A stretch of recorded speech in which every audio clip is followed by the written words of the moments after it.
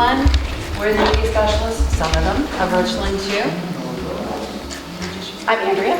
I'm Christine. I'm Cindy. And I'm Jacqueline. Okay, so today we're here to talk to you about makerspaces and media centers.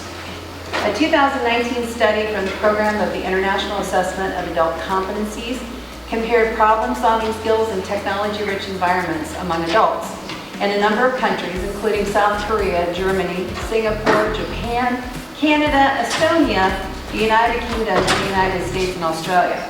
Guess where we scored? Dead last. So I think we all know that following the pandemic, we see struggles with our students, including in problem solving, which also incorporates grappling skills, growth mindset, creativity, collaboration, all of those things. So this is our call to action. Join us in shaping the future of our school community to help us solve some of these problems. Okay, so some of the obstacles and problems that we have observed when visiting neighboring schools and in reflecting on our schools is number one, lack of funding. It's very difficult to provide all the necessary pieces for the amount of students we all have. Buy-in from school community, time to create lessons and implement makerspaces, also space in our individual centers, and connecting with classroom teachers for collaboration. So we've met and we've discussed some of these issues, and I've had a makerspace in my school for 10 years, and that's the longest in Richland too, the longest consecutively running makerspace. So everyone else is on sort of a tier system from tier 1 to tier 2, me being a tier 4. And so the keys that we found is that funding includes using recyclable materials and grants, being really creative in how you get your funding. Some schools have PTO committees and things like that you can obtain funding from. Incubator funding would be awesome for us.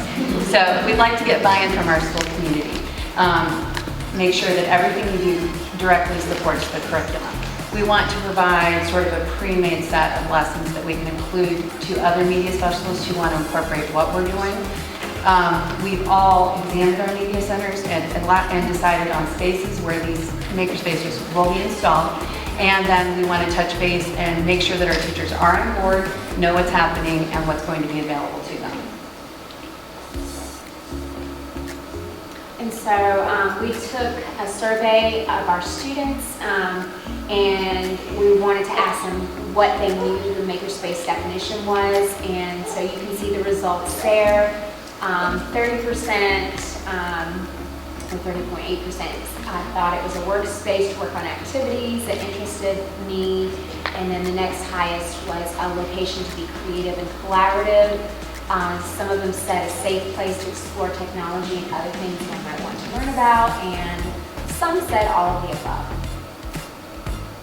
We also surveyed the kinds of activities that our students might like to see in makerspace, because as I said, all of us offer some derivative of a makerspace at this point. We just need some to move it forward to the next level. So our students love perler beads. They love doing things like drawing and sketching. They would like to see us incorporate more Legos.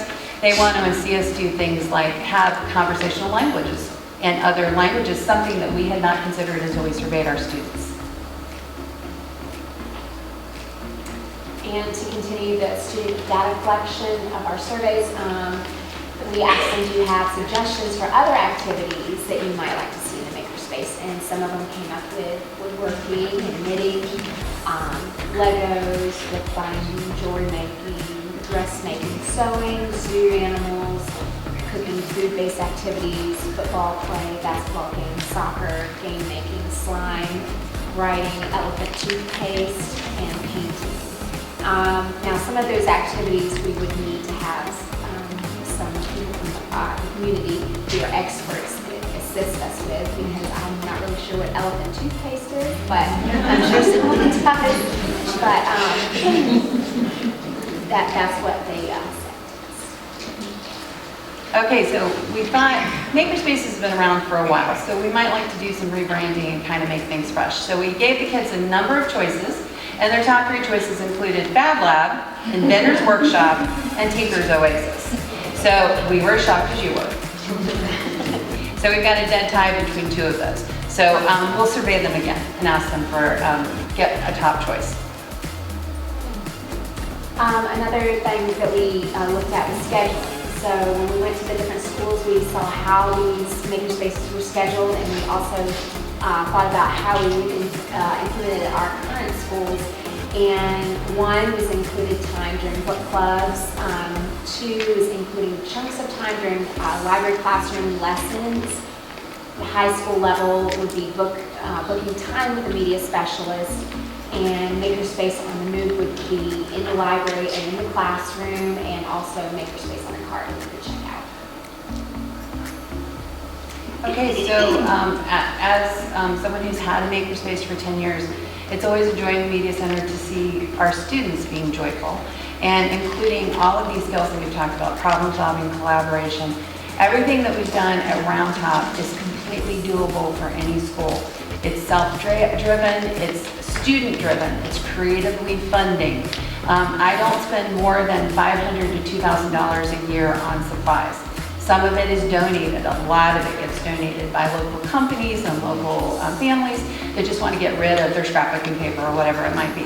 So I have tried lots of different models. The best that has worked for me is integrating these skills into my scheduled lessons with the students. And so they come in for lessons, and they would rather play with Kiva planks instead of doing a research lesson with me. And I'm always shocked, but that's what they want to do. So I think the key is having one person, media specialist, consistently involved in the makerspace, running it, making sure of what's in there, putting it back where it needs to go, and then having knowledge of what's there to offer the kids. And that's really key for us, I think.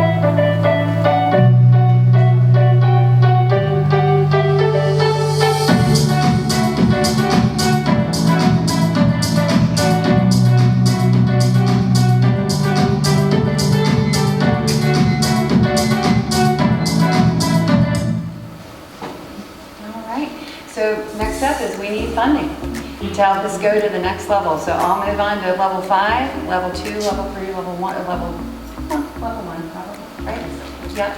And so $2,500 each to move us on to the next levels.